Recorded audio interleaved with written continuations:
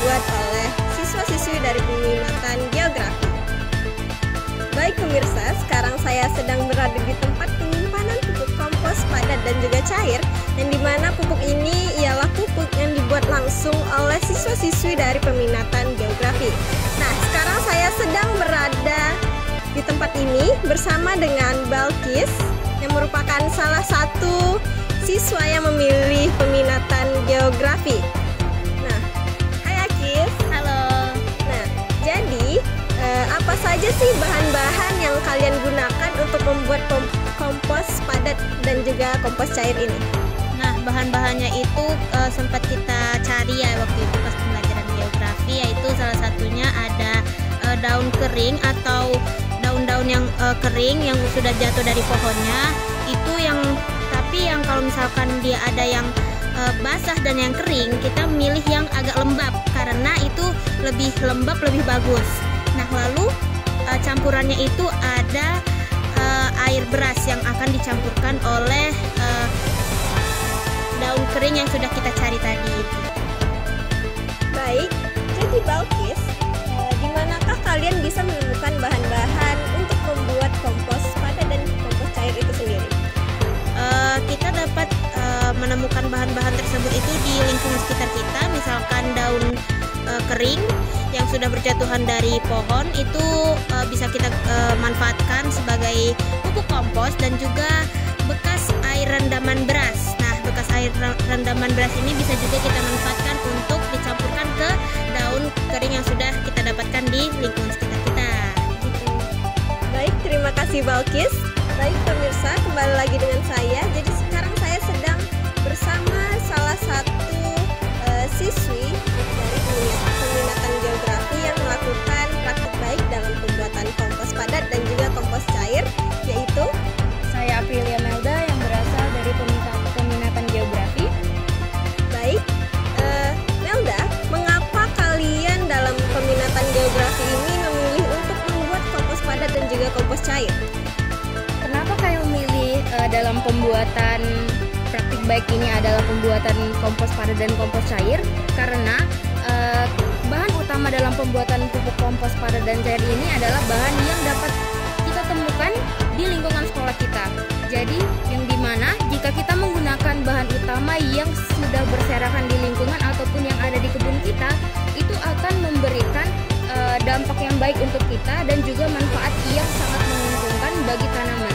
Yang dimana bahan utama yang kami gunakan itu adalah rumput-rumput yang sudah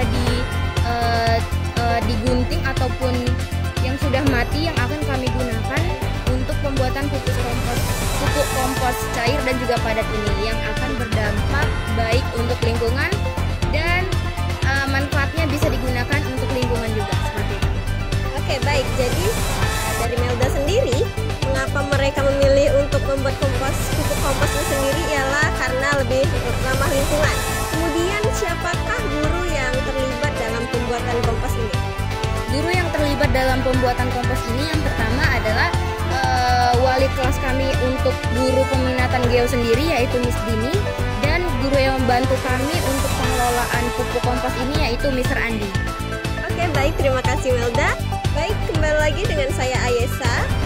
Saya akan mewawancara salah satu siswa dari peminatan geografi yang melakukan pembuatan kompos padat dan juga kompos cair. Dan pada saat ini saya bersama dengan saya Alfian Karyadi dari kelas 11 SD. Oke, baik Alfi.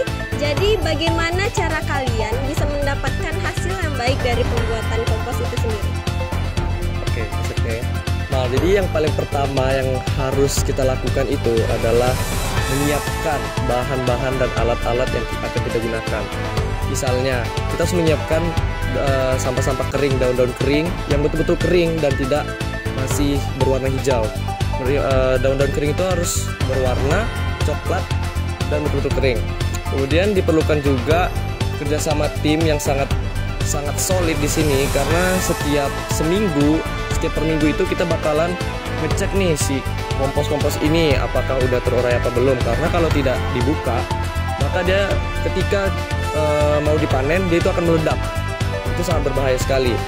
Kemudian kita juga wajib mengikuti arahan dan instruksi dari guru-guru pembimbing agar tidak salah dalam melakukan pembuatan kompos ini. Oke, baik Alfi. Jadi sekiranya kapan waktu yang diperlukan agar kita bisa memanen kompos itu? Oke, untuk waktu memanen kompos ini itu tuh bisa dipanen dalam waktu kurang lebih 2 minggu. Namun perlu dilakukan pengecekan rutin setiap seminggu sekali agar ketika ketika mencapai 2 minggu itu dibuka dia tidak meledak. Nah, jadi ini sudah masuk ke tahap 2 minggu. Minggu kemarin sudah dicek dibuka dan ternyata katanya hasilnya udah mulai nampak, udah mulai terurai. Oke, baik, terima kasih Alfi. Baik pemirsa, sekian informasi dari saya.